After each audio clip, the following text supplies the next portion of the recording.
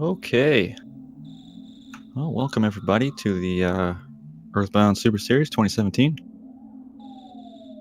This is a glitchless category, no manipulation. Should be a good one. I'm going to hand it off to my co-host, Andy Perfect. Hey, what's up, everyone? It looks like we may have a little bit of a hiccup with Background Guy. I'm not sure why he didn't get the go-ahead to start. Oh, yeah, I see that. I'll have to restart.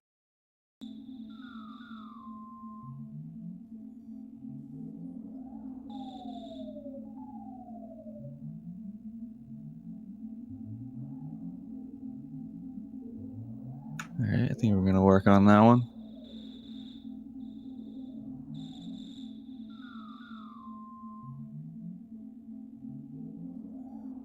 Yeah, this run will go to the Boogie tent in 3 after Jeff joins.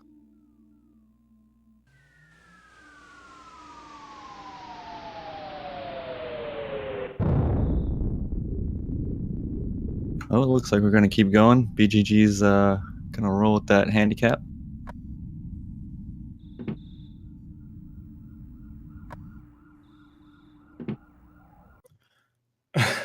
Is BGG aware that he's about a minute behind?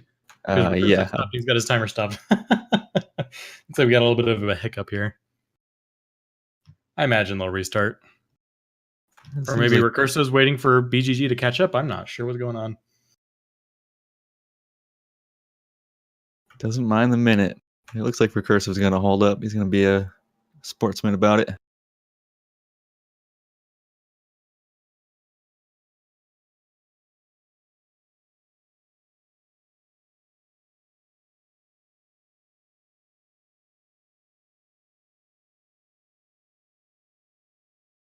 Oh, it's being synced. Okay. Yeah, and to give a little summary of what this boogie percent category is, it's essentially the beginning portion of a full glitchless run. It is more or less identical to the to if you just did the full glitchless run regardless. There's a few strategy changes that are changed. In the first hour of the run for a full glitchless run, you'll pick up a few additional items which are not required for only doing a partial category. So there's some very, very insignificant differences. So for the most part, what you're seeing here is also how a full 4 hour or so run of the glitchless category would be as well. Yeah, not too many changes in between this and the full glitchless category as far as everything the boogie percent is concerned.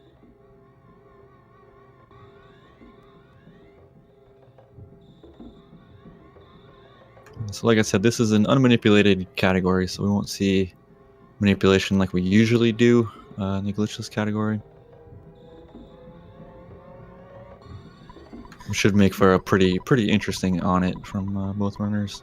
To kind of give you some background about these people, Background Guy, I believe, got his start with EarthBound. Was it last year or 2 years ago with the Boogie Percent tournament? I believe that's more or less when Background Guy got his start in EarthBound. Is that right? Yeah, I believe that's what got him into it, was watching the Super Series. I think he missed registration, but I guess he really liked watching the whole thing. That was just last year, wasn't it? Or was it 2 years ago? I want to say it was last year, but I'm not 100% sure. It might have been last year. And Background Guy has quickly become one of the best EarthBound runners out there. His glitches time, I believe, is in the top 4 or 5, I believe. Yeah, he's up there. Once you get about like the top 10 runners are all within about 4 or 5 minutes apart, so it's all pretty close to each other. Yeah, it was 2 years ago. It was the year Daniel won the first one that BGG got into it. So yeah, this is the 3rd annual Super Series that we've done. The first year was back in 2015, and it was won by Daniel RGT. And the second year, who won the second year? Was it Boing? Yep, Boing won last year. Hello Boing 1 year too. So this is the 3rd annual edition of this. There are about 70 registrants for this. So it's a pretty significant size turnout for this. I'm excited to see how this plays out, and if we're going to see any new and upcoming runners kind of break out and have their name get known. Because there's so many new runners these days that I have a hard time keeping track of all of them. And this is a perfect opportunity to make a name for yourself. There's definitely been some new runners to Earthbound that have gotten pretty well with it and gotten pretty far. Like you said, BGG's got a really good time, and a lot of other people that have started with this category have grown to be very good runners. So what you've seen for the first 4 minutes is pretty standard. There's really no RNG involved. It's just kind of getting through the opening sequence. So BGG's going to make it outside first. And this is where we're going to start seeing our first spawns start to appear, and we're going to start seeing our first randomness start to happen. And dealing with the spawn encounters and all that. Different enemies have different movement patterns, so a knowledge of how enemies move and how they're going to behave starts coming into play right here. Yeah, and you get kind of a nice variety pack of enemy spawn movement here. Ooh, BGG stuck between 2 dogs right there. That is very unlucky. He's going to have to take one of those. Yeah, and dogs aren't too bad of a fight, fortunately. And r3cursive is just trying to get past that little section. If he can get past here, he's going to take the lead. Dogfights are pretty easy, pretty straightforward. Get a little XP. Yeah, what you're seeing r3cursive doing is just going back and forth. What he's got over there is a crow. Crows kind of got that weird movement where they kind of sway back and forth, and if you can judge their movement right, you can kind of get them stuck on a tree or a barrier to the right as they're trying to complete their movement animation to the right before they swing back left towards you. So you can kind of take advantage of that and get them stuck on a wall even though they have a perfectly open space to get to you. So Backgroundguy's made it up to the meteorite first. r3cursive is, I would say, maybe 15 seconds behind. He's just got this one snake spawn to deal with, and then he's going to be right there. Yeah, pretty decent hills from both runners. Even BGG having the fight, he's making good time.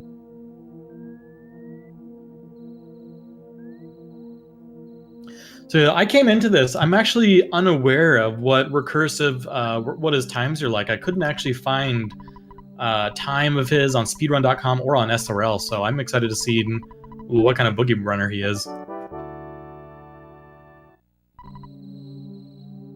Yeah, r3cursive's been hanging out in a lot of EB chats. He's definitely done a lot of practice runs. I've seen some of his streams. I guess he just hasn't really posted any times. But he's a regular in pretty much every Earthbound. Yeah, I know his name. I just was unaware that he was participating in the tournament, and that and just what his state of just how good he is at this category. He's still fairly new from what I understand. Still pretty close though. It looks like BGG maybe has about a 20-second lead on r3cursive. He accidentally checked the meteorite there and had an extra text box. He's about half a buzz spiel away or ahead. Yeah, estimate for this category is just about hour 10, hour 20, depending, how things go for each runner, of course. Yeah, with perfect luck, I think the best recorded time for this is a low 105. But an average time you'll see for a really top tier runner is I would say 108 to 112.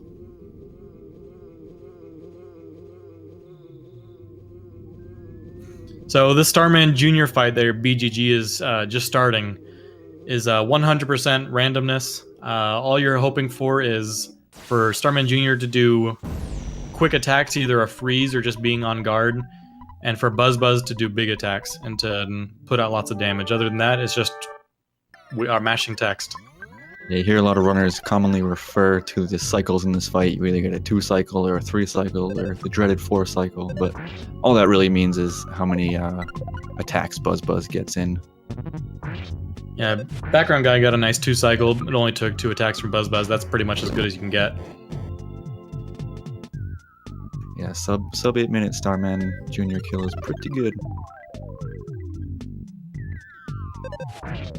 Fun fact about this fight, there actually is a way to die to this boss. If you're willing to grind for about hours and hours on end, Buzz will put a shield up on you, and if you replace that with a physical shield, then Starman's attacks will then kill you. I wouldn't recommend trying it out.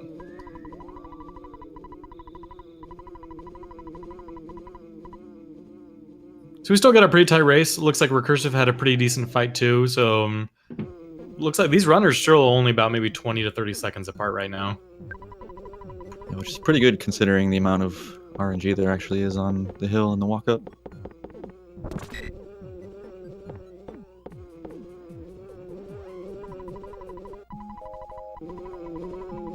After this section, we're gonna kind of see both runners go into the wild open of On It and head towards Frank. Try to take him down.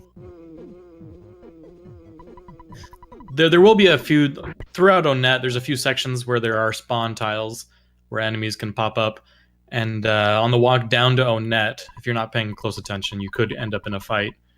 But it's usually relatively safe to get down to the main part of Onet without a fight.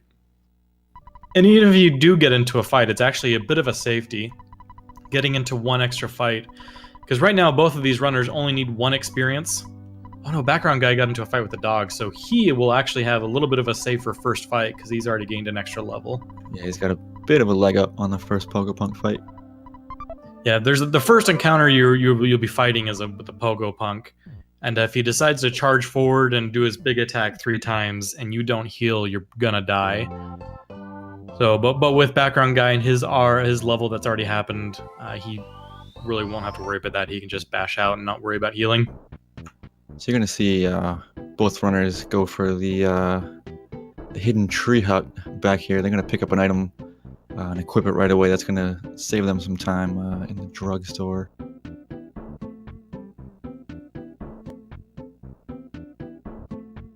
So the only thing they're doing with this item is they're going to be turning around and selling it. This item sells for $99, and they're going to use that in turn to buy 2 other defensive items, which result in a higher defense amount that you could normally get with just like this amount of money. So they're going to sell the Mr. Baseball cap and then buy a regular baseball cap and a cheap bracelet, which will put their defense high enough that they should be able to survive the next round of encounters. It's a nice little trade up, a little trick. I believe the Mr. Baseball cap is only 1 extra defense over the baseball cap. Yep.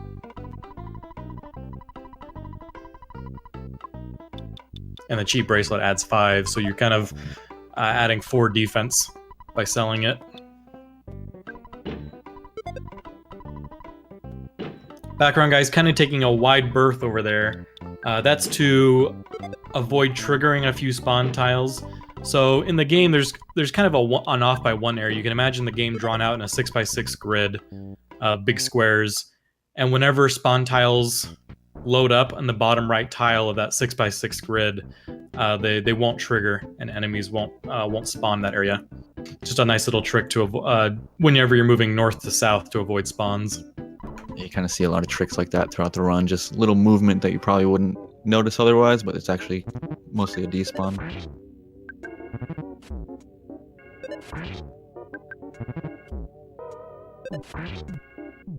Both runners getting past that first Pogo Punk fight perfectly fine. Background Guy you also saw him pick up that trash can, just a nice little safety item for 6 extra health. That first Pogo Punk fight can be a bit treacherous. You definitely see a lot of runs die there, or get killed by the Pogo Punk.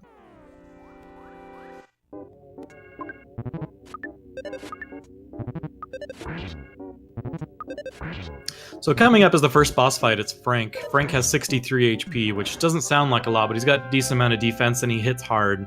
With his strongest attack, he does about 20 damage, 20 to 25 damage to you. And getting hit by 2 of those will kill you. So it's a lot of playing it safe. And anytime either of them take damage, oh, that's a lot of spawns down there. Anytime any of them take damage to Frank, they'll immediately be healing. Otherwise, they'll get put in a really bad situation. See, what you saw from BGG right there is they actually took mortal damage, but by queuing up a heal on that same turn, as long as you get your heal off before you tick down to 0, you're good. And the safe zone to be able to get off a heal when you do take mortal damage is around 21 to 23. So if you see them above around 22 HP or so, and queuing up a heal, they're going to be mashing hard to try and get that heal off while taking mortal damage. And you just saw Recursive have that same thing happen to him. He took mortal damage, but mashed out the heal. And with Frankenstein here, it's mostly a scripted fight. Mostly scripted in that we know that he's going to have a dead turn every other turn. So you can kind of plan ahead, get your heals off, and deal with Frankenstein pretty easily.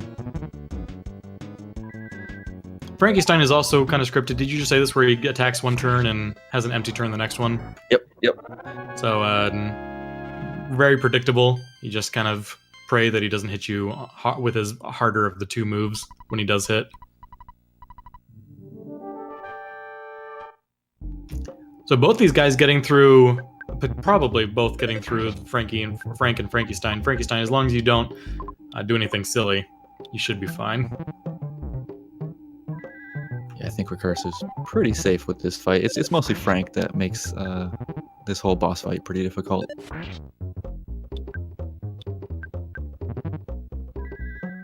BGG getting that free heal from Frank after he's defeated.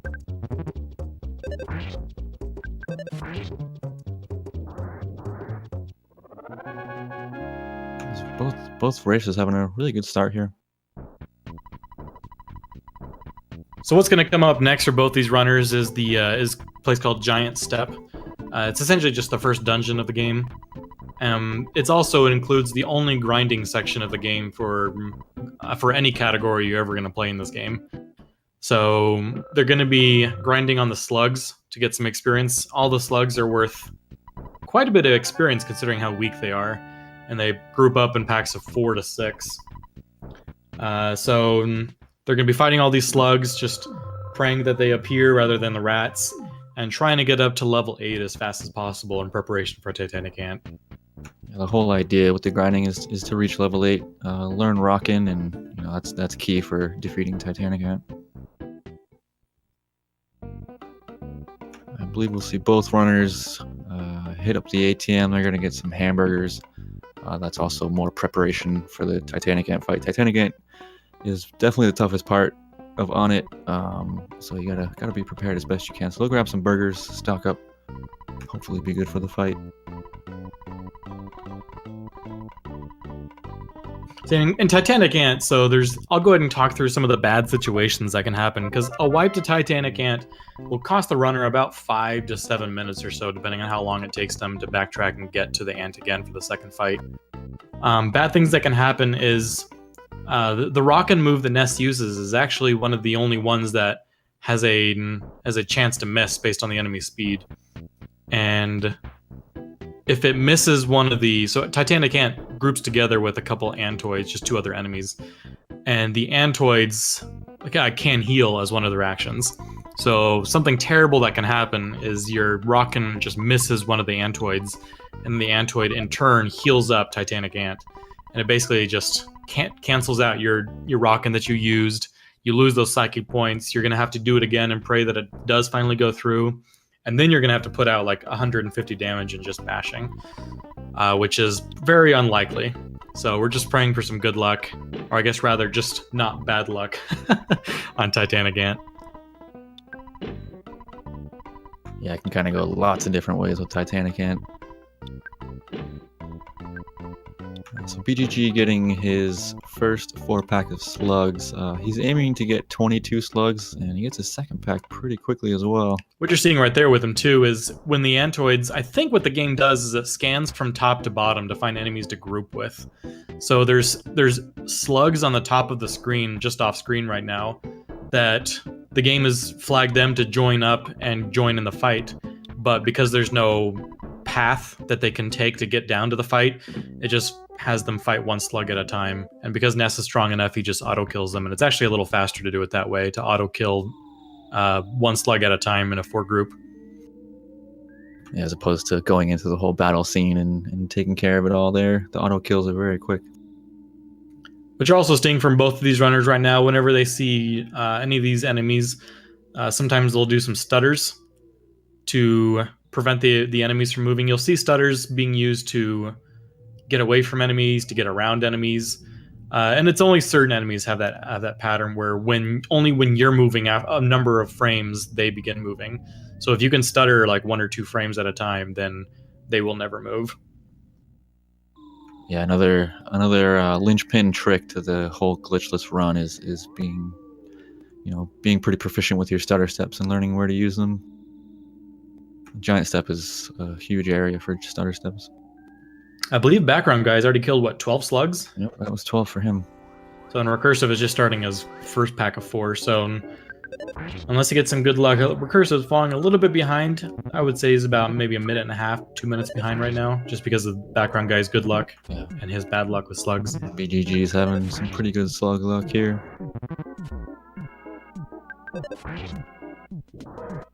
Yeah, there's like 5 or 6 spawn tiles down here that can all spawn slugs. He's just kind of walking around, respawning all those tiles, praying that they appear again. And there's Background Guy's 13 through 16. He's just cruising through this. You'll see runners kind of just move back and forth on this first floor. That's because it's only slugs and those rats that can spawn down here. So the first floor is a really good spot to kind of farm some slugs, so to speak. And it's also, there are 2 types of enemies in this cave that appear as dots. There are antoids and slugs. But slugs or antoids do not spawn down on the bottom floor. So whenever they see dots on the bottom floor, they know they're slugs. You can also kind of judge what the enemy is by the number of enemies that spawn. So even on the second floor, even though slugs and antoids can spawn, if you ever see a group of like more than 2 dots, you know they're slugs. The chances are pretty good. So being able to read the numbers of the spawn packs is definitely very helpful.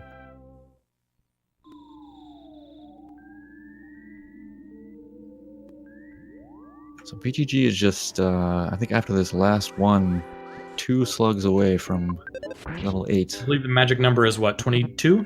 Yep, 22. 22 slugs will give you level 8, which gives you that magic rockin' move. And it looks like he actually hit just 2 slugs. That's perfect. Yeah, he should hit level 8 here. Was that an accidental run right there? Yeah, I think Background Guy accidentally tried to run right there.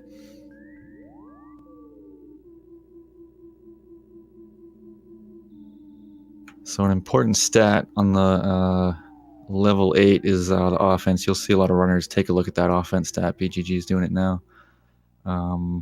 24 offense is going to allow you to one-shot antoids, and anything lower you can't. So it's kind of a big advantage to have that 24 offense. Well, and not even one shot, but it's a guaranteed auto kill. So if you can pull one antoid by himself, you will guaranteed auto kill that antoid with 24 offense. That's the magic number.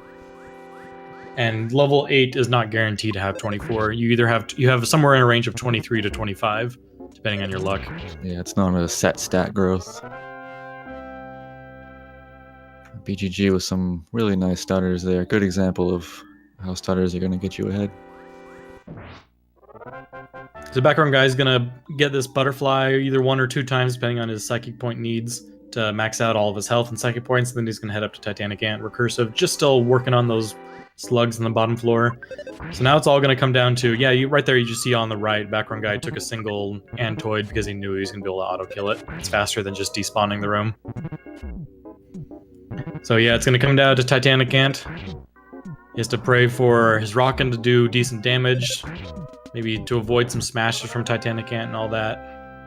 Yeah, what you'll likely see out of BGG first turn is a Rockin', and then depending on if Ant hits him, he'll either heal with a burger or Rockin' again on turn 2.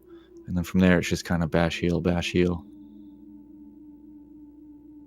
Pray for good luck. Magnet on turn 1 is not ideal. Took away 5, so that removes his ability to do another life up.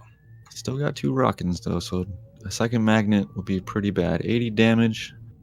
Yeah, he got all the antoids. That's honestly my biggest concern. Oh, he's going to take away his ability to do a second Rockin'. That's going to hurt. I jinxed him. So he's got to put out about another 110 damage. I guess the ideal situation now is that Titanic Ant does not put up his shield. Because if he puts up a shield, Ness will start doing half damage, and that's going to take a long time to get through this fight.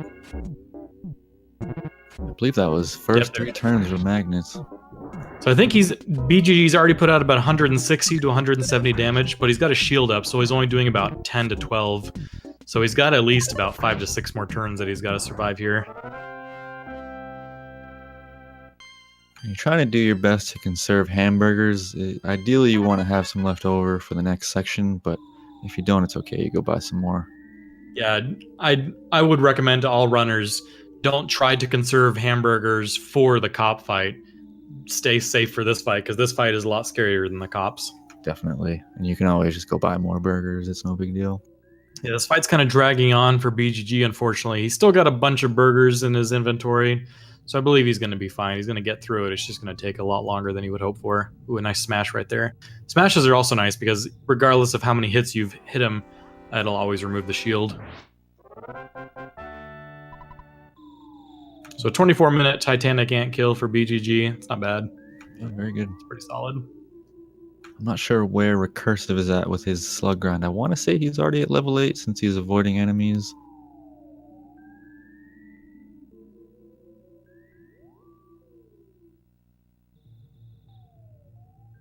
Kind of missed the rest of his slug grind with the Titanic Ant action. Yeah, Recursive just fighting to get some spawns cleared away, I believe. If he's already hit level 8, that makes sense. If not, I'm not sure what... I guess I'm just a little out of the picture because I'm not sure what level he's at. I feel like he's got to be level 8. Yeah, if you weren't at level 8, you would have taken that pack right there of 6 slugs.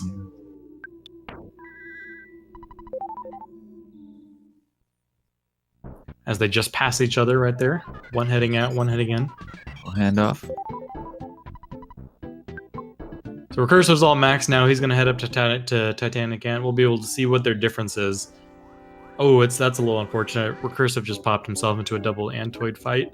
Yeah, so even if you have 24 offense, it won't auto kill 2. Yeah, it looks like he's just going to cut his losses, do a Rockin' right here, and back out. Oh, Rockin' failed on the second Antoid. This is an example of how Earthbound's going to get you. He's probably going to go back outside and get another Yeah, he's going to butterfly. have to with using this much Psychic points. I mean, I guess you could really chance it with 17, but I don't care who you are. I'm gonna head back and get that extra little bit of Psychic point. It's a guaranteed butterfly spawn out here, so might as well go for it. As long as you come from the right. So it looked like BGG was checking his burgers. I guess he feels like he's okay to go with what he's got. Oh, did he not buy any more? I don't think so. I think he's got maybe, what, 4 or 5? Yeah, he had a good amount last I saw. I don't remember the exact number, but yeah, it was around 4 or 5. 5 is, most runners you'll see go for 5, 6, but it can take upwards of 7 to even 9 burgers to get through these cops.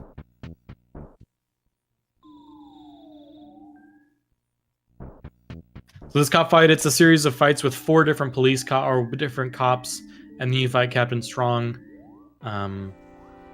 You're praying that you maybe squeeze in a smash, and then they do their crushing chop move very little. Yeah, the crushing chop's going to hit you for upwards of 30 to 35 damage, where their normal attack is about half that much. So the idea with the cop fight is to just keep yourself above water, so to speak. Keep yourself above 55, 60 HP, so if you do get 2 crushing chops in a row, you're able to pull through. BGG Nice little smash there from BGG, especially on the first turn. That's nice. Yeah, first or second turn smashes are always welcome. The third turns feel a little awkward.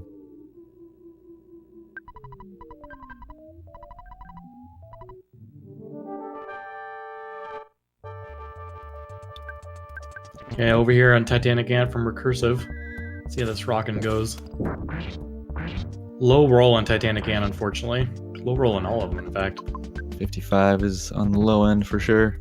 The range for the PSI Rockin' is 40 to 120, and it's almost like a bell curve style damage distribution, where on the average it's going to be around 80. And it's very rare to roll below like 50 and above 110.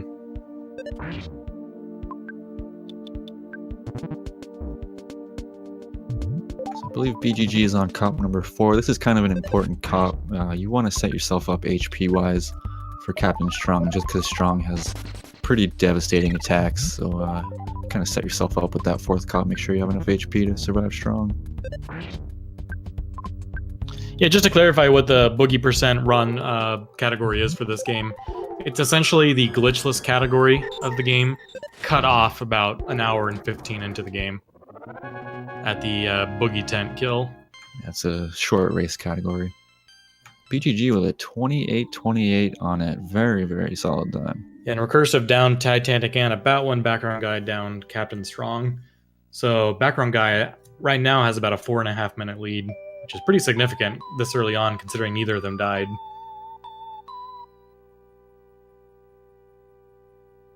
But there is still plenty of stuff to go down. Plenty of places where you can get pincered by enemies in Happy or in Peaceful Rest Valley, or have a bad carpenter fight and lose several minutes. There's still plenty of time to be lost and to be saved here. Yeah, lots of RNG still to be had. Oh, BGG doing glitchless strats going for... Oh, okay, changed his mind. Forgot a little bit. That's one of those items that you don't need for this category, that you're always going to pick up in a glitchless run. An Exomouse, which will warps you at outside of a cave or dungeon or wherever you might be. One of those little changes we talked about between glitchless and boogie percent. You don't really need that exit mouse in this category. I'm going to say I think it was my first race last year.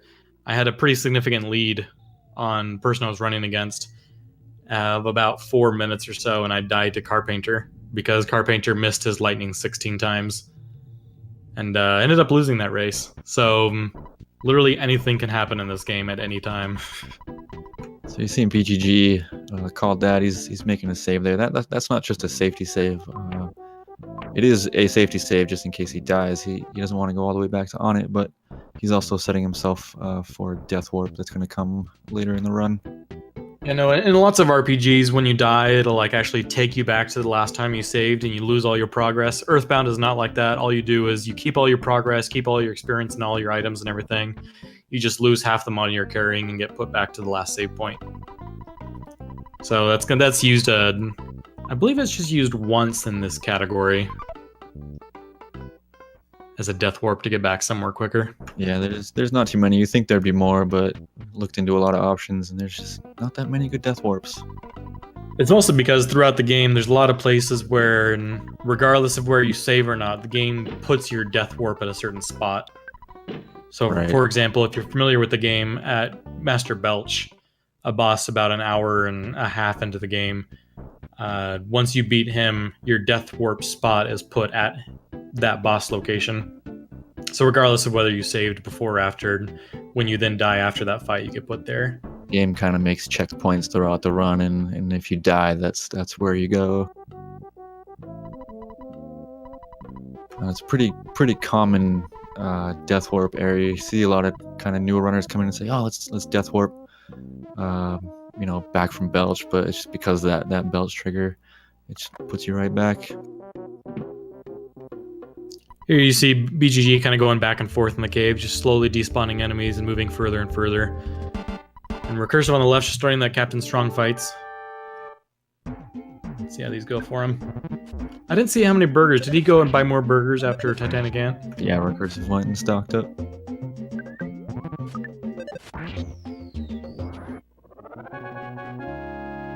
So yeah, for the cops, you're wanting to, at least in my little mental book of strategies, my general point where I heal is at 55 HP. If I'm 55 HP or lower, I will pop a hamburger, and if I'm below 35, I'll use a life up. That's my general rule for myself for these fights. Although that HP range usually varies a little bit between runners.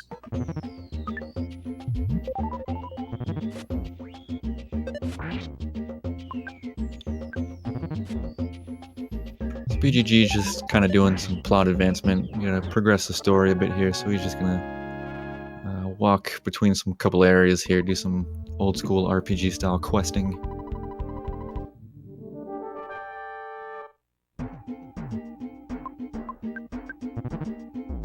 So yeah, if you remember, BGG actually you end up burning through just about all of your HP generally and most of your psychic points, and you need all that back for the next dungeon and areas you're going to get through.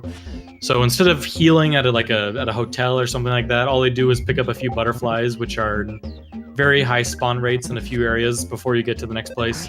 And you just pick up a couple butterflies, use some life ups, and you're back to max just as you progress, which is very convenient. Yeah, there's certain areas in the game where butterfly spawn tiles kind of pop up more than others, and this is one of those areas.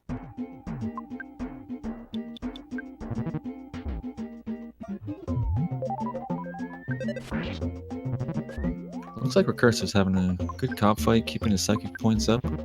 He's burning his last hamburger right now, but he's still on 32 psychic points, so He's gonna be perfectly comfortable for Captain Strong. Yeah, I can still get 2 life ups and 2 rockins with that much.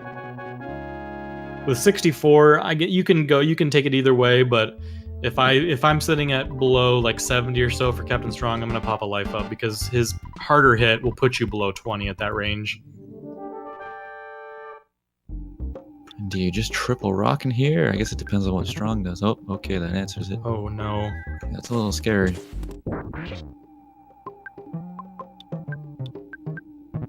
Ouch, this could be a death here. Yep. And that's a tough death. That's why it's important to really keep your HP up for that Strong fight. Stuff like that will happen all the time. It's definitely a tough death for Recursive. He's gonna have to fight all those cops again. You're gonna have to get some more burgers, so it's definitely unfortunate. He also needs psychic points. I'm not sure he's aware of that, but the best way to do it is just to go talk to Mom while you're in the house to restore your psychic points.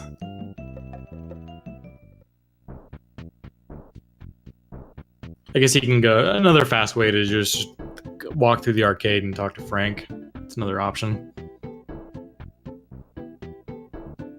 BGG progressing through Peaceful Rest Valley, just despawning enemies slowly, very carefully, approaching areas where he knows there will be enemies and walking around them. Yeah, Peaceful Rest Valley here is a very, very volatile area. If you took a look at the spawn tiles, and then a tricky. There was a mobile sprout hiding behind the tree that there was no way that anyone could have known was there. Yeah, it was a ninja. And this could be very bad because they also have very high speed and very high chance to dodge the rocket if he uses that. It's very tough to run away from these kinds of fights. Oh gosh, and none of them died. There's a small chance that he rips right here. That's it. Oh no. Well, there you go. And that's why people call it Peaceful Rip Valley. And thankfully he made a safety save, or I guess his Death Warp save in Tucson. Otherwise, he'd be back in O-Net right now. Yeah, make that walk of shame. Threw on it. That's always tough. The other bad part is he lost out on half of his money. So he's not going to be able to afford all the things he needs in Happy Village. See, like I said, whenever you die, you drop half of all the money you were carrying. And Background Guy or anyone, they usually withdraw enough that they will be able to buy everything they need once they get to Happy Village. But he dropped half of that, so he's going to be a little short when he gets there. Recursive going for the free Frank heal. But yeah, this is just a prime example of how RNG heavy this run actually is, and it's never a free run. That's such a rare death, though. I've never seen a mobile sprout spawn behind that tree like that. That was very odd. I've had it happen in a run of mine a couple weeks ago. I just didn't see the plant. He was ninja'd behind the tree and he got me. Is there a spawn tile like on the tree or something? Yeah, I believe so. That's lame-o. Well, on the bright side, Recursive makes up a little time. He was pretty far behind with that Captain Strong death, and he's still a little ways behind, but the gap closed a little bit with that BGG death. It's going to take BGG or ultimately about maybe 2 minutes to try to get back to where he was, maybe 3. Yeah, PRV just spawn heavy. If you were to look at the spawn tiles in this area, it basically looks like a chessboard. So you see runners kind of take specific routing through here just to get some despawns. BGG's getting a really clean walk this time, though. That was his first enemy he saw. Ooh, he might... Oh, thankfully that UFO wrapped around the top of that barrier right there, and he's able to get around to despawn those sprouts so he can take the north path. He just can't catch a break on any of those spawns. This area that BGG is going through right now is a very high spawn rate, and sometimes it's just really hard to get these guys to go away. And he did it right there. Never mind. Yeah, there is one of those movement despawns there, but you kind of have to take it from the bottom and not the top.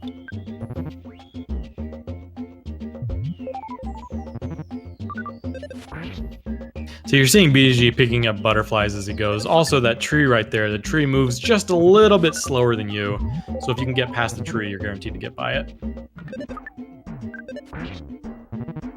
There's a few enemies throughout the run that you actually move a bit faster than they do, those trees, the cave boys, so you can kind of get close and just kind of walk faster than they do.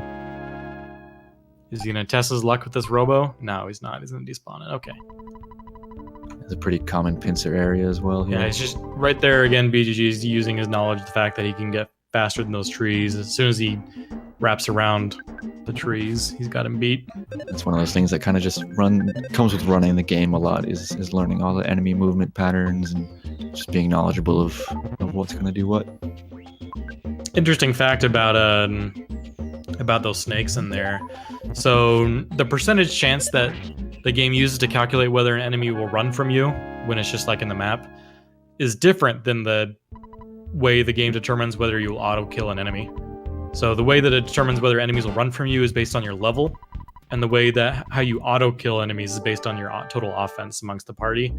So yeah, it's kind of weird. So that's why you sometimes see really weak enemies running at you, even though you're pretty much guaranteed to kill them. r3cursive having his second go at strong. Looks like he's going to make it, and he does. BGG, a little short on cash right there. I don't think he bought all of his defensive items, did he? I'm actually not sure. Yeah, I didn't notice if he got the hat or not. But he is low on cash. He might have skipped the Holmes hat. Yeah, his money management from here is going to be tricky with that PRV death. I guess you don't need as much because you don't need to buy any of those refreshing herbs. Buying refreshing herbs just another item you usually buy in glitch in a full glitchless run as a kind of safety item for a couple fights later on in the game. This fight outside of the shack is another one of those scary fights. It's not as bad when you didn't do a full manipulation of Onet and you're at a lower level. Because BGG's at a slightly higher level, his defense is a little higher and he should be fine. And these fights, there's a set of enemies in the game that it's scripted, that you can't run from them. Basically scripted as bosses. Cultist is one of those enemies, so you can't simply just run away from these fights. You have to fight it out. It's interesting. The game actually uses these cultists the same as random encounter cultists. And because the game flagged one of the cultists as a boss fight, this particular fight, the game flags all cultists in the game as unrunnable. So even when you just encounter them by random chance, just like in the cave or something, they're also unrunnable fights. BGG really laying the heart on that crow, smashing it for 125.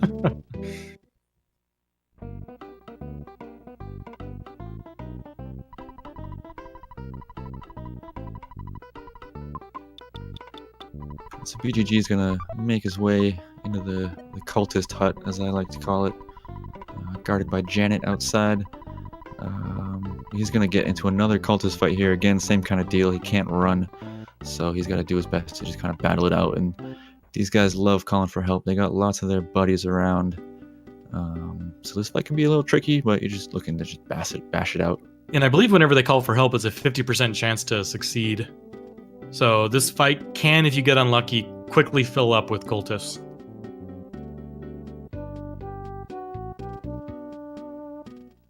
And that's what you're looking for, is just 3 attacks out of him, no calls for help. BGG does only have 11 psyche points for Carpenter, so I'm not looking for a Rockin' here. I'm expecting him to save those 11 psyche points for heals. It'll be interesting to see how he handles it. Yeah, but you can play risky and try and get a Rockin' off on turn 2 or something, and pray that it does enough damage. He's got enough healing items. Because Carpenter is a fully scripted fight. Every 3 turns he heals. Is it 3 or 4 turns? I think it's every 3 turns. I think it's around 4. Nice smash there. Yeah, this Carpenter fight is fully scripted. He kind of makes a cycle of moves he's gonna do, and it just repeats. It repeats over and over. So yeah, he burned his psyche points on a Rockin', so he's gonna have fewer healing items. So what you're looking for here is the Carpenter hit his lightning attacks. So every couple turns he will use a lightning attack, which tries to hit twice, and each of those lightning attacks has a 1 in 4 chance to hit you, and you're praying for those 1 in 4 chances to succeed, because you need those lightnings to hit you so they can reflect back because of the Franklin badge you just picked up and deal some damage. Looks like BGG just bashed him out there. You got 1 lightning hit, and then the rock ended up being enough, so it worked out. It worked out for him to get that early lightning before the life up. Yeah, his first turn smash got negated because Carpainter always does a heal on turn 2. So if people end up trying to do damage, they'll usually just bash or something on turn 1 because it's pointless to throw out a rocket or something because he's just going to heal out of it. So BGG past Carpainter, that's kind of a big hurdle as far as RNG goes. You see a lot of times those lightnings, that 25% chance just doesn't come through sometimes. So I'm sure he's happy to be past that fight. Goes for the skip sandwich. I wonder if he's going to use that later. That's another thing you usually don't grab in this category. Yeah, skip sandwich just gives you 10 seconds of... I think he moves like 50% faster or something. Oh yeah, he looks like he's just going to burn it immediately. I think he realized he didn't need it, so he just used it immediately. Or maybe he likes getting the skip sandwich. I don't know.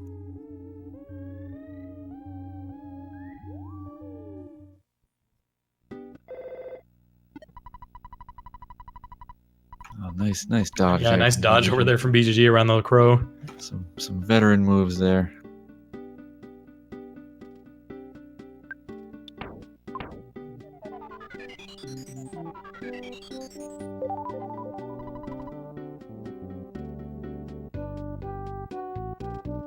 Alright, Paula has joined BGG, so this is kind of where that death warp we talked about earlier comes into play. I believe he's going to go for the mole. There's kind of a few options here that you can take for this death warp, but most people just take the mole. And what you're seeing right there is he's dropping all of Nessa's items and getting rid of the teddy bear. The teddy bear is a kind of a defensive item. It absorbs 75% of all the attacks that come your way.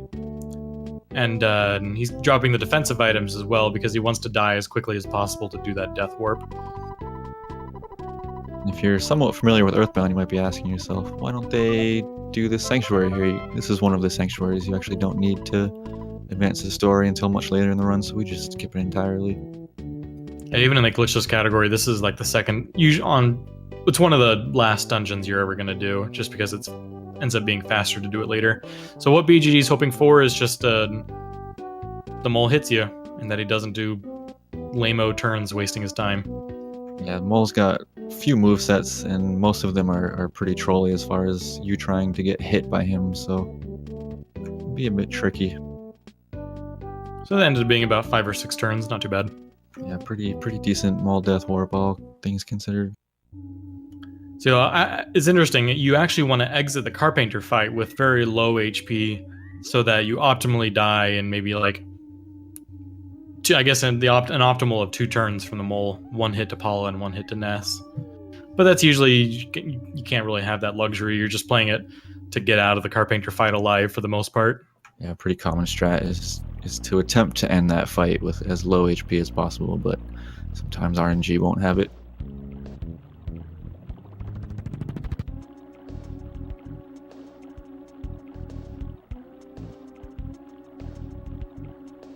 So r3cursive making his way through the dreaded PRV. Kind of using some of the local obstacles to get around this pretty common strat. There's a lot of trees and various boulders that you can kind of work your way around. Yeah, so interesting. There's actually a couple strategies you can use to get back from Happy Happy Village. Oh gosh, r3cursive doing a nice dodge right there from that robo, wrapping around and getting him stuck on the other side of the tree. That was very nicely executed. Using that tree to his advantage. Yeah, there's a couple ways you can get back from Happy Happy Village. You can just walk back, you can death warp back with that mole. One other strategy is to save in a different spot in Tucson. And there's an item called the Cup of Life Noodles in this place, which is a revive item.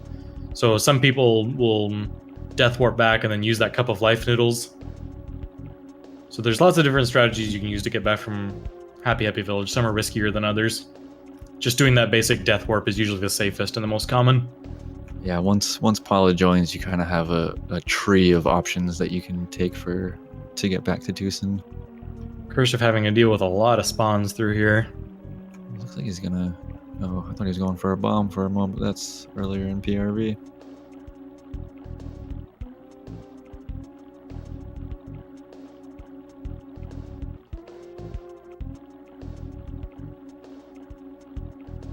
He's gonna get himself a hard hat. Yeah, the hard hat over here, it's over here at the top, kind of the northwesternmost part of the area. A couple more spawns you have to deal with, but it's a nice defensive item. It's better than the Holmes hat that you can buy in the next village. It's just a nice little defensive item to really help you survive the next couple fights. BGG working his way into Chaos Theater again, just more story advancement for the game. We get a nice jazzy reprieve here. Nice moves from our Cursive getting tailed by that robo about as close as he can get.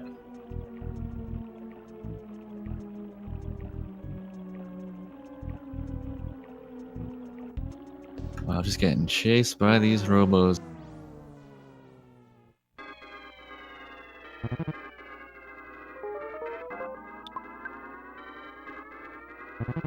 This robo has very high speed, so Cursive might have a hard time running from this guy. It's a tough fight to decide what to do because you're tempted to just rocking him, but that leaves you with less psychic points for the rest of Happy, so it's a tough call here. So run trance actually has an interesting way that it works in this game. So a lot of games, the run chance is just like a percentage chance always. In this game, it takes your speed, or the highest party member speed from your party, and it subtracts the highest enemy's speed. So say the highest person in your party is Ness, and he has 25 speed, and the enemy has 12 speed. Then technically on round 1, you have a 13% chance to run. And every turn after that, it increases by 10%, whether you try to run or not. So if the fight goes on 10 turns, and you know that I just want to be out of this fight, you can usually just run, and you have a guaranteed shot to get out. Yeah, it's a little different from other RPGs of the era where it takes an individual's speed and runs it against another opposing enemy as opposed to the entire party.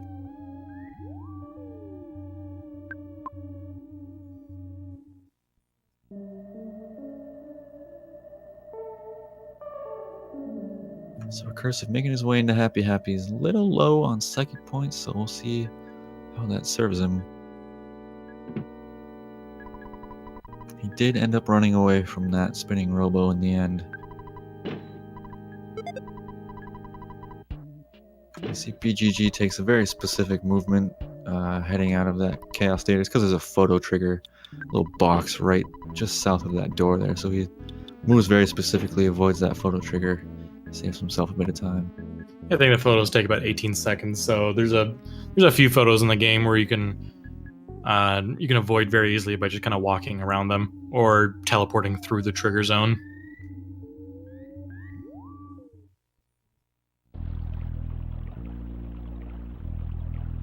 So BGG is going to start moving on to a couple places that are also a little difficult. That's going to include the 3 graveyard. While it's not very difficult, sometimes you can get kind of pincered by some bad spawns. There's a lot of fast-moving enemies that can catch you if you're not paying attention and don't catch them quick enough. You can kind of get trapped once you've reached the end of the section if you move poorly, and there'll be some bee or some flies that can catch you. There's just a lot of intricate movement you have to use to get through the 3 graveyard if there are enemies. Yeah, 3 graveyard is full of hatred. There's just a ton of mean old enemies in there. So yeah, getting through 3 graveyard without a single fight very quickly is a huge plus. It usually takes several despawns. Cursive on the left, you're seeing this fight. Let's see. Low. That's very similar to what Backgroundguy had. Low damage rolls on everything and a miss the crow. Like we said earlier, the Rockin' has the same chance to miss as just a regular bash, and the crow has one of the highest speeds of any enemy in the entire game. I think he has something like 77. So even if it's interesting, if you try to run from a crow, it's going to take you like 8 turns to even have a positive % chance to run from him. It's one of those innocuous enemies that you wouldn't expect to be that fast, but man, those things' speed are high. r3cursive actually handling that fight really well, considering the position he was in. He only had 2 psychic points. He kind of pre-healed just to make sure he could bash out that fight. BGG had a phenomenal graveyard. I think there was just 1 despawn.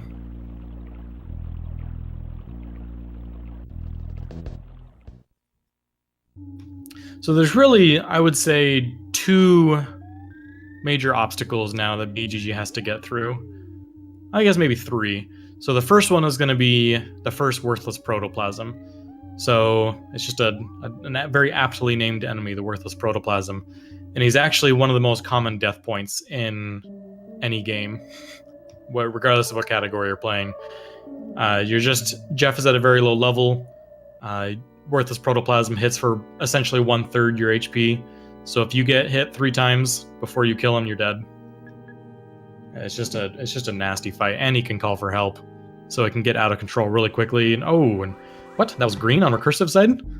Yeah, for some reason. I hope he has the knowledge not to try and run, because he cannot run from this fight. Yeah, it's probably confused here, but yeah, you just can't run from these fights, even if it's green.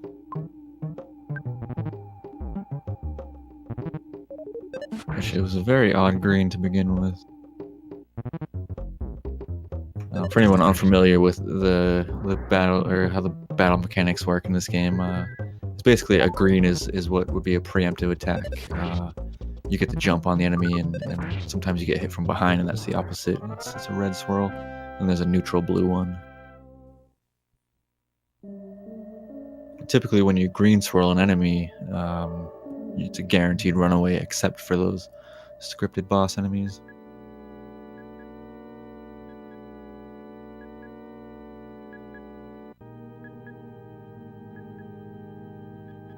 So yeah, just as a reminder, just kind of a clarification of what this is. This is the Boogie Percent tournament. We're still in the very, very beginning stages of it. This is, I believe, the 4th race overall of this category, and there's 60 plus racers involved, so 30 races each week for 3 weeks before we get into the single elimination stages. And so we're very, very early on in this tournament. So we got plenty of weeks more of this. Yeah, we've just started the first round over the last day or so, so yeah, plenty of races to come.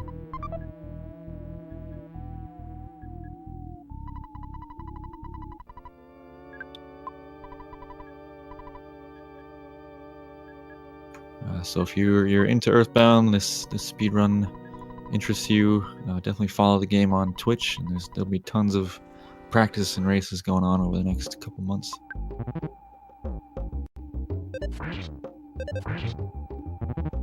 You can also check out speedrun.com/earthbound. You find a ton of information up on there. So we're just seeing over on BGG side, you're required to pick up those items from the locker. I think, or actually, I don't know if it's just the pop gun or the home set. I think it's just one or the other. You're required to pick up. But either way, they're great items to use to have in this early section, since Jeff is at a very, very low level, and the enemies start ramping up a difficulty pretty quick. Since the game expects you to grind just a little bit before as you move on, but Background Guy is not going to be grinding at all. Cursive just beginning the Carpenter fight. We're going to be hoping for lots of successful lightnings and staying out of death range. And sadly, he's 1 psychic point shy of being able to get 1 rocket off.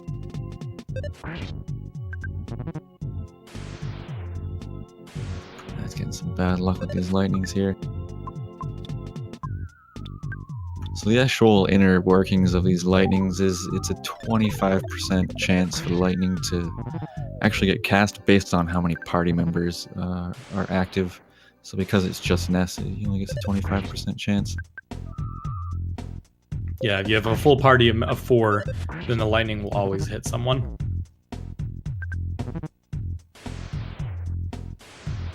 I believe that's what, 6 missed lightnings now for recursive? Yes, it's some tough luck.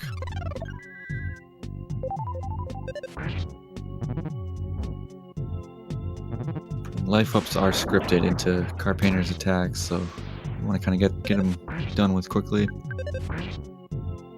There we go. Background guy, I believe he's going to hug the bottom of this tent. He's going to walk it very carefully. If you take an extra step down, that's a photo trigger. So as long as you hug the tent at the bottom of it, you'll avoid the trigger. It's a little faster than walking around the north side. It's another one of those movements that we make to skip a trigger. A pretty common barometer for a lot of runners for Tessie joins, or getting on Tessie, is sub 1 hour, and BGG has well cleared that, so he's on great pace.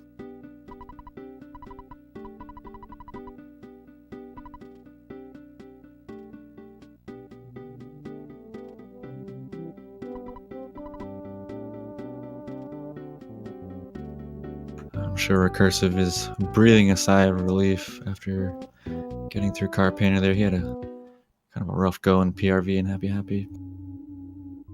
So the next fight the background guy is going to be having is like I said, that worthless protoplasm fight. And when you die to protoplasm, it's not the end of the world, but you lose about a minute each time. And it is not unheard of to die multiple times to this protoplasm. I know my record of deaths is 5. So you can just keep trying and trying and keep dying and dying. It's not a pleasant fight once it starts happening. Yeah, the problem becomes you only have one healing item, and sometimes you end up using it, and when you die and respawn, which is actually right here where BGG is, you're just out of healing items, and the protoplasm can just wreck you. Over and over. You see BGG kind of walked far to the left before coming down. It's because there's a 100% spawn tile down here with a kind of a nasty goat. And the goat can kill you very easily. So by hugging that left side, it's like we mentioned earlier, when the spawn tile is at the very bottom right of your screen, it won't actually trigger, and you'll be able to avoid the fight. So let's see how this protoplasm goes for BGG. It started out with a call for help, which is about as bad as it could go. So hopefully they stop hitting. Yeah, and we'll see how BGG handles this. First turn protoplasm B is definitely awful.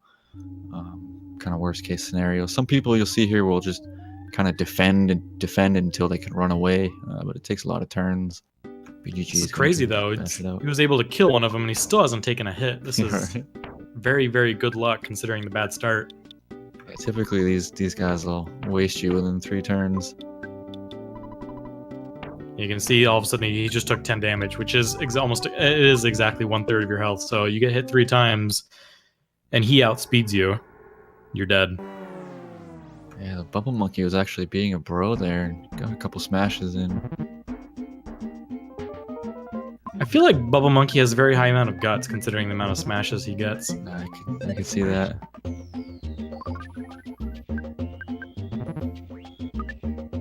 This next fight, the duck, isn't nearly as scary as the protoplasm fight.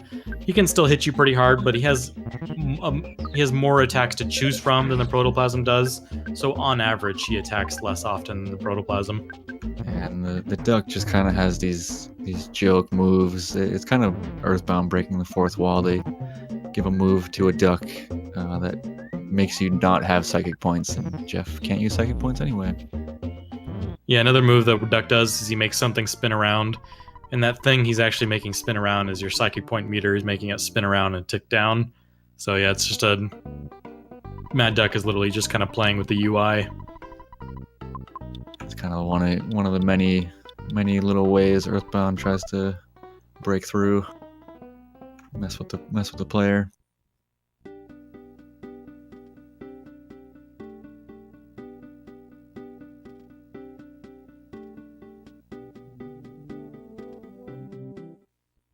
So this next dungeon, the background guy is going to be heading through. It's called Pond Cave. You got 3 little sections of enemies to get through. You'll use various strategies to get through them. The very first one, he's got to despawn, so otherwise he can't go anywhere. But outside of that, he might be despawning them or stuttering past them. You can use either strategy. Stuttering past them is a little riskier, but has a bigger payoff. I fully expect... Oh, here we go. He's going to go for a stutter right here. Very nice. Set off nicely. Another downside of stuttering though is sometimes you stutter into an area with more enemies that are unstutterable, and then you have to stutter backwards past the enemy so you can despawn that section. So it has lots of risks involved, but has a high payout. And you typically see a ton of stuttering in this cave anyway, just because you can kind of stutter and kind of control the spawns to the left of the screen as well. Even Yes, see right there, BGG stuttered past those slugs right there, but he got a rat right on the other side of the screen, so he's having to stutter backwards. try to And he's got a despawn. slug on the right now, so he's stuck stuttering in this area, whether he wants to be in it or not. And just a great example of how stutter stepping is gonna do it for you. Huge mechanic in the speedrun.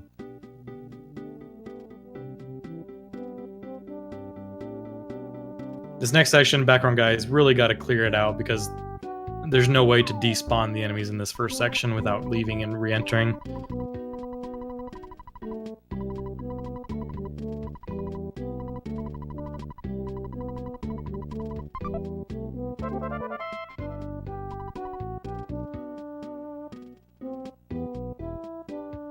Finally got that first area clear. Now he's got to get the second area clear of mushrooms and rats. And then he's got one more section of spawns that he's got to clear out. And then he's relatively free to get to the end. Yeah, you kind of always think you're like, oh, okay, I've made it through winters, but there's still this last little section of enemy spawns that can really troll you pretty hard heading up these ropes. Yeah, you're praying as BGG heads to the top of the ropes that there are either 0 spawns or they're far to the right, so they get caught on the wall so we can get by them anyway. That might be good right there. Yeah, he's That's good. risky though. Oh, okay, they did get stuck right there on the wall. That's what you're hoping for. Yeah, you see a lot of runners kind of they'll bait the mushroom into getting stuck, and you can kind of wait on the rope a little bit and move to the right spot that it aggroes you and guaranteed stuck there.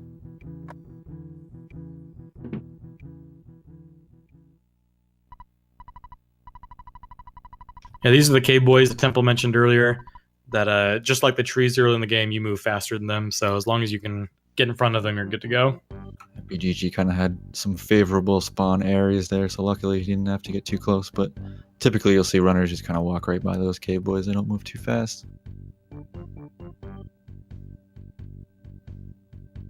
So BGG has one more obstacle before his final split, and that is the boogie tent. Boogie tent is, for the most part, pretty safe, but depending on your big damage output, which is Jeff's big bottle rocket, if it rolls low, then the fight can drag on. Boogie tent can outspeed Jeff and kill Jeff before he gets a chance to fire it. Boogie tent can do some other obnoxious stuff.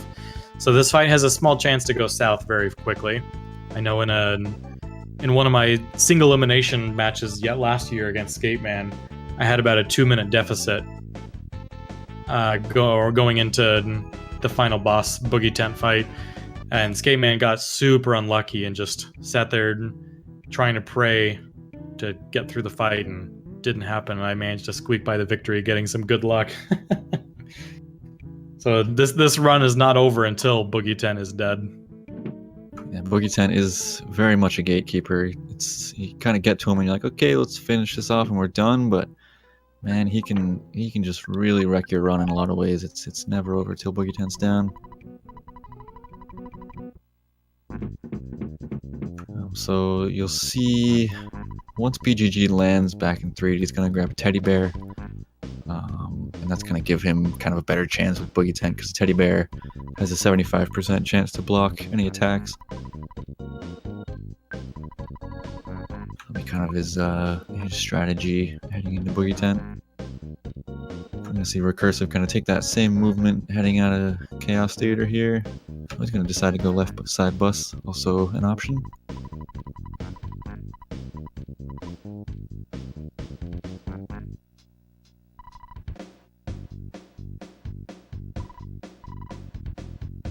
Yeah, the reason we kind of ended at Boogie percents is kind of a lot of reasons, but the main thing is the game takes a really huge ramp upwards in difficulty in Threed Cave and into Grapefruit Falls and kind of immediately after, and kind of wanted to keep this a beginner-friendly category, and the difficulty really ramps up quite a bit after Boogie Tent.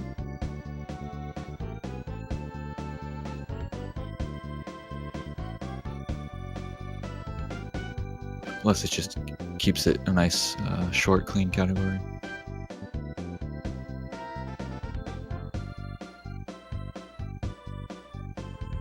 And average full glitchless run of Earthbound, unmanipulated.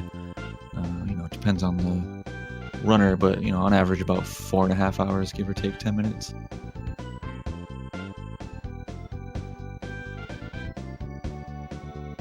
This is roughly the first quarter of the run. BGG's is also on really solid pace considering he had a pretty significant death in Peaceful Rest Valley. That's true. He did die in PRV.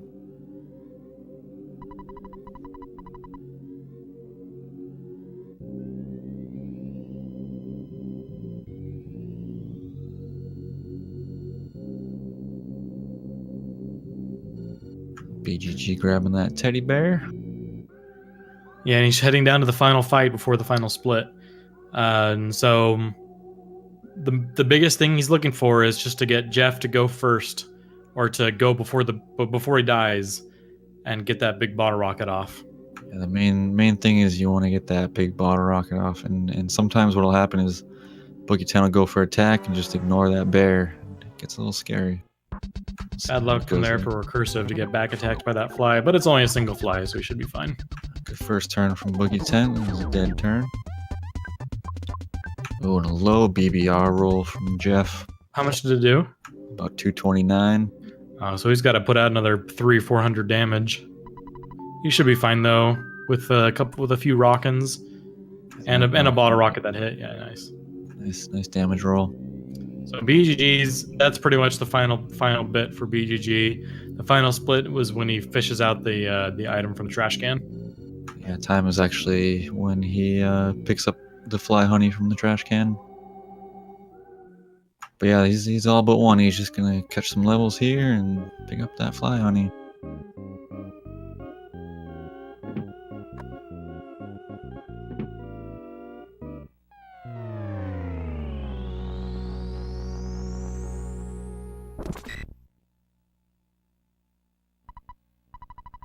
Considering BGG had that Peaceful Rest Valley death, it's a very solid time.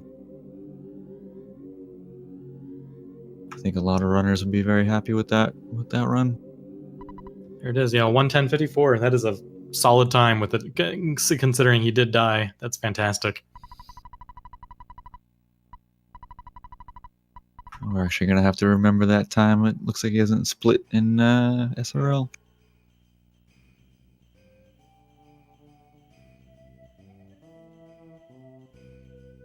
Somebody write that down.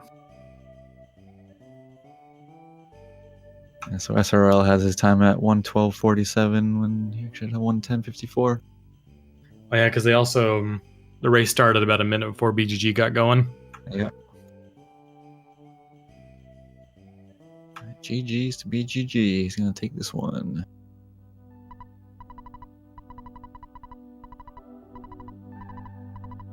r3cursive's going to go ahead and play this out because the times are still important. So how the group stages are going to work right now is, I believe it's going to take your average time from the first 3 races as the tiebreaker. So if 2 people, let's say first place or second place, is tied, then the tiebreaker will be your average time throughout the tournament. And if you ever forfeit a race, you forfeit that opportunity for a tiebreaker.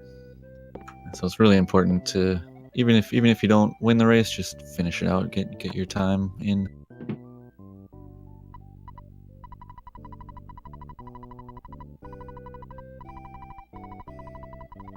Yeah, r3cursive's had some pretty rough luck this run, that's for sure.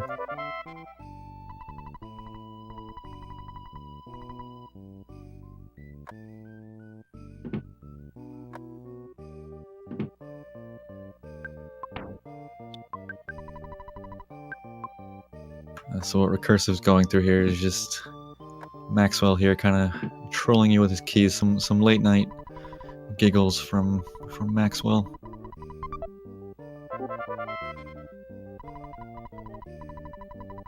And you actually can't leave Snowwood until you pick up these items here, so you have to get them.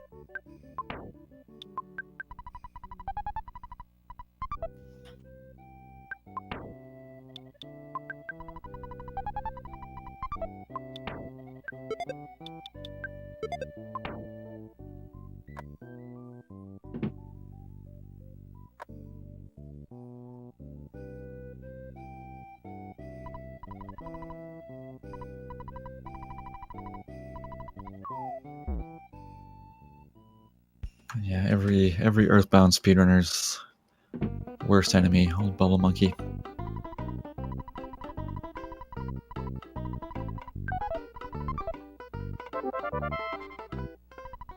It makes your movement really tricky when you're trying your best to avoid enemies and not get in fights. Bubble Monkey's just gonna detach and get in your way, and it's just you're trying to set up enemy skips, and he just loves engaging those enemies.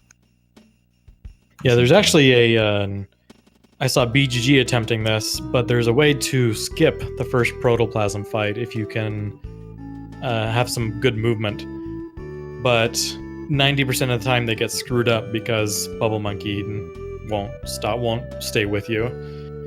Whereas if you were just alone, you would be able to 100% successfully skip pretty much every enemy in the Brick Road dungeon without any problems. Another really random green swirl there. That actually kind of helps out Recursive, but man, he got pretty lucky there. Yeah, that extra level and that extra HP is actually really significant because Worthless Protoplasm either does like 9 or 10 damage per attack, and getting 1 extra HP means now that you can probably survive 3 attacks from Protoplasm. Makes that fight a lot safer. Yeah, that 1 HP really makes the difference.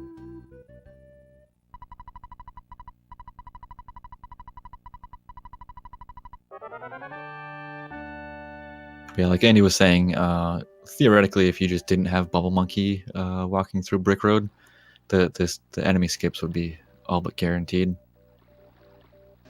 Yeah, it would just be reliant on your movement. I guess the duck would be the only problem as you try to pull him down, but you'd be able to do it eventually. Not sure if Recursive's just taking in the scenery or need to step away.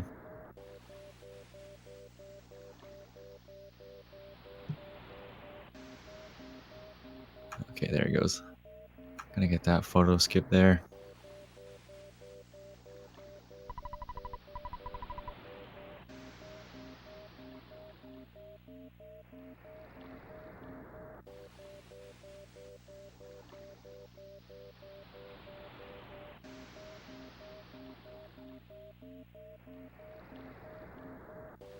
And everyone's favorite majestic aquatic beast, Tessie, also known as MS Paint Beast, to a lot of the fan favorites.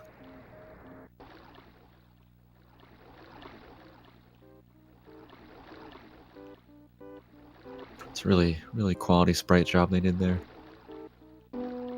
All 3 colors they used on him and those beautiful lines and the eyes so well drawn. Oh yeah. Very well placed eye dots. Very effective. And that really long grin.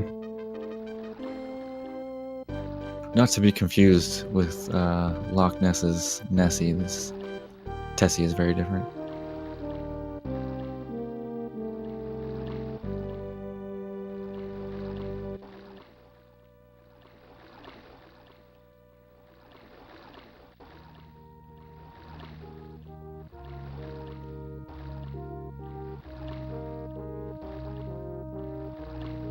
All right, first we're gonna get to see how Recursive's Protoplasm fight goes. Once again, yeah, he's just with that extra level. It should be a lot safer, unless he just gets super unlucky. He should be able to get through this Protoplasm fight.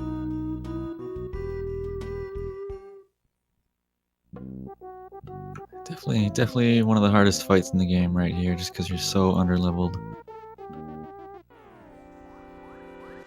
But yeah, he's at 33. That's pretty decent.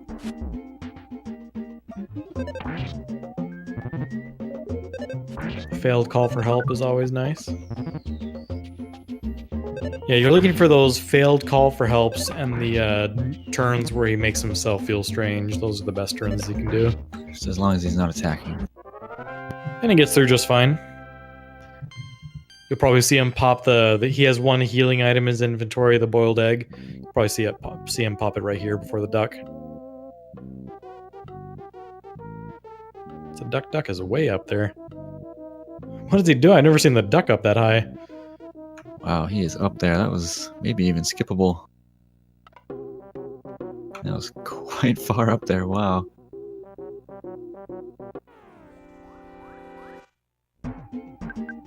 He didn't heal before this fight, so he might, if he takes a couple hits, he might die. Okay, he popped the boiled egg. So he'll be fine now. After this fight, there's also a croissant in that present down beneath him that he can pick up as a safety for the next fight if he really needs it. Ideally, Another you're healing item that'll put him back to max. You're healing outside of battle. You don't really typically want to do it in battle too much, but sometimes you gotta do what you gotta do. Yeah,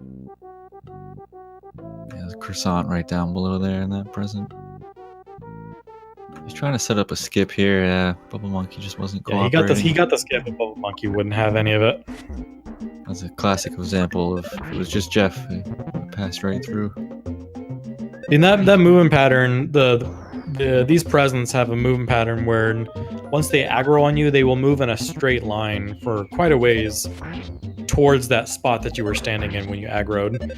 So as long as you're hugging the top wall when you aggros, you then immediately book it to the bottom wall and just walk left, and you'll walk past him. But that just relies on, or you're just hoping that Bubble Monkey cooperates and that he follows you around and doesn't stop.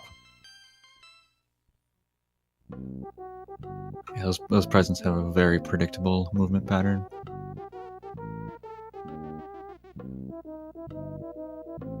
So Curse is a little low on HP, so he's got to avoid all these fights at all costs, otherwise he's probably going to die. But I imagine he'll be fine. Just got to play it safe and get through these despawns. Got a first area clear, which is always nice. Yeah, ideally, you're not getting any fights anyway. The whole point is to get through without fighting anything, so I'm sure he'll succeed in that. Just got to get a little further right to get that slug despawned. There we go.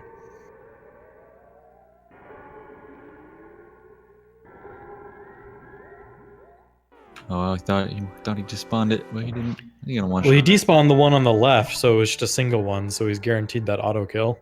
So I actually don't mind that. Yeah, he probably just took it knowing it was just one. This is one of those areas where your stutter skills are very important. He thought about going for that. That's a hamburger right there, a nice little healing item. He thought about it for a second as he walked up to it, but looks like he feels safe.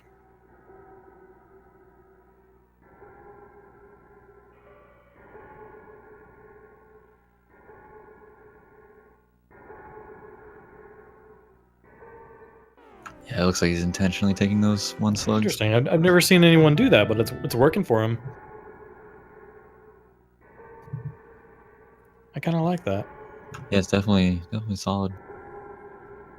Sometimes you'll even see some runners take it real risky and try to put the enemy between them and Bubble Monkey and score a green swirl on it, but that's very hard to pull off. Very nice spawns in this last room. You got both spawn areas empty first try. He's gonna take a bit of an extra long trip here. Yeah, usually you want to wait for Bubble Monkey to come back over to Jeff so he doesn't have to float quite as far. Let's see what kind of spawns he's got at the top of this rope.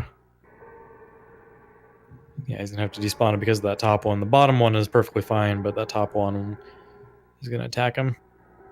This is where these rope spawns get tricky.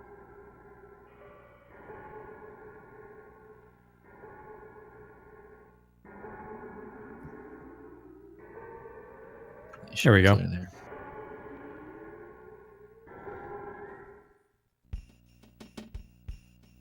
Background guy, he's already finished. The run ends at the Boogie Tent after Boogie Tent fight. So yeah, Background Guy was the winner with that 110.54. Solid time considering that death in Peaceful Rest Valley. As he wiggles to show off the fact that he did in fact win.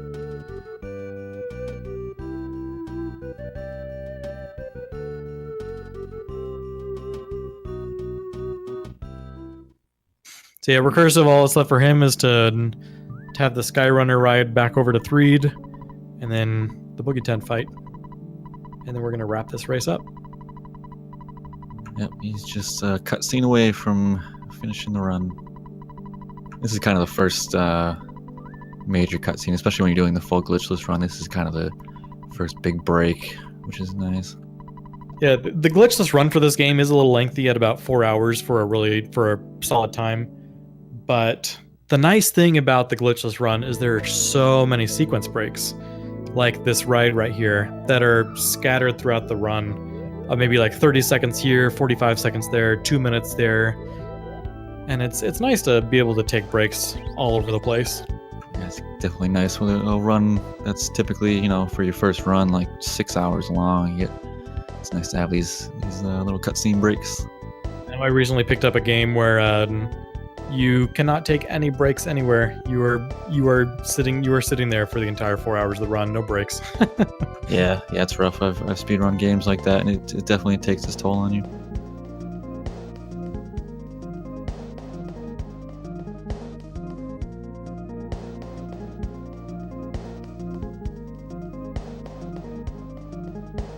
This cutscene's kind of nice too, just story-wise. You're getting a first look at all these areas that you haven't been to yet. It's kind of fun. As a kid, playing through this the first time and seeing all, like, oh, what's this spot? What's that spot? Bit of foreshadowing in the cutscene.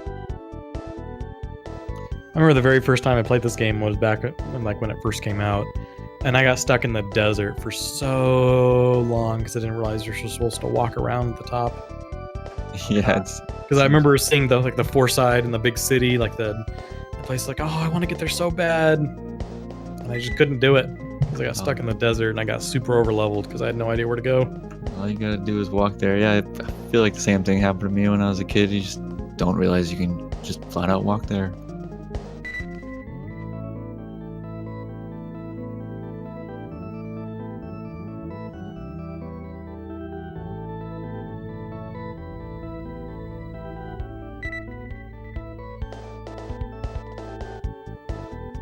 So hopefully, Boogie plays nice for Recursive. He's had enough bad RNG for one run, so I hope this goes smoothly for him.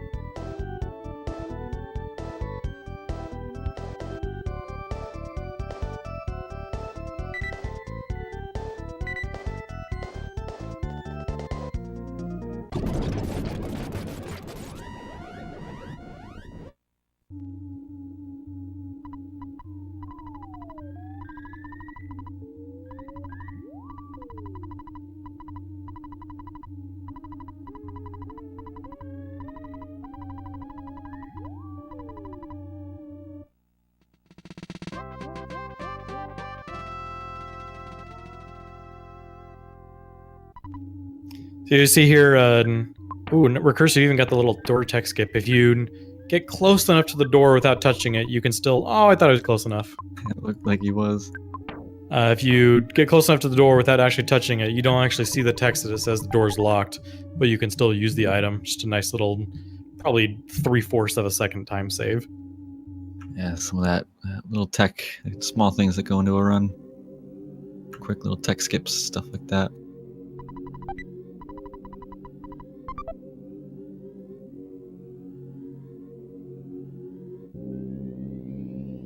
So picking up that teddy bear as a safety, I wouldn't even be surprised if he buys a couple bottle rockets as a safety as well, but he probably just goes straight to Boogie Tent. Yeah, I like playing it safe here.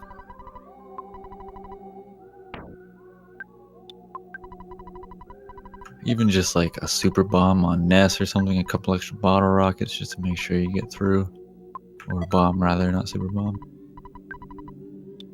Yeah, I guess if you are going to buy a bomb, I'd throw it on Paula, since Ness can throw out the rockin', but Paula without fire really has no way of really dealing any damage. Yeah, Paula learns fire, I believe, at like level 3 or 4 or something. Yeah, it's very early on. And fire actually does a decent amount of damage to Boogie Tent, around 70. But freeze, Boogie Tent is strong to freeze, and it only does like 6. And because we've had no fights with Paula yet, she doesn't know any of her psychic moves. A lot of people will still use freeze anyway, just because of the chance to solidify. There's a 25% chance to solidify, and if it does go badly, then you're basically doing it for the sole purpose of hoping to get that solidify, so that he won't attack the next turn. So Ness got hit that first turn, which is fine, as long as Jeff doesn't get hit. That's all I was looking for. And honestly, if Paula dies, it's actually a good thing for this race, because that means that's fewer levels to watch. It's always kind of scary when Boogie Tent attacks first turn and Teddy Bear doesn't block. Kind of heart sinks a little bit. Oh, there goes Jeff. Well, that's unfortunate. Okay, got him anyway. Oh, gee. And that's the final fight for Recursive. So Recursive's going to end up with about with a sub 130. I think. I always forget how long this level up sequence takes. I want to say it's roughly 40 seconds. Oh, is it that long? Then I guess it's going to be just over 130. Yeah, GG's to Recursive. Finished his run strong, which give it up for him. You know, he had a lot of tough luck that run. Yeah, that Captain Strong death was really rough. He got unlucky with that first turn big hit. Captain Strong has like 4 moves that it can do, and he picked the worst one.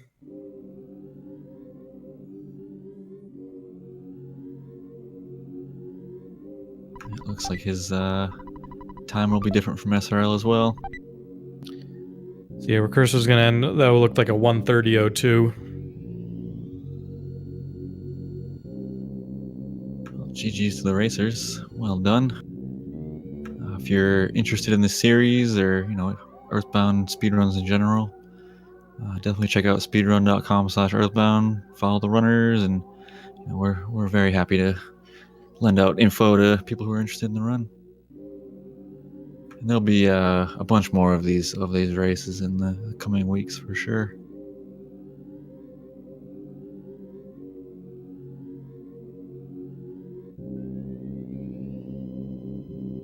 So yeah, thanks to the racers. Thank you, Andy, for lending your knowledge. Yeah, of course.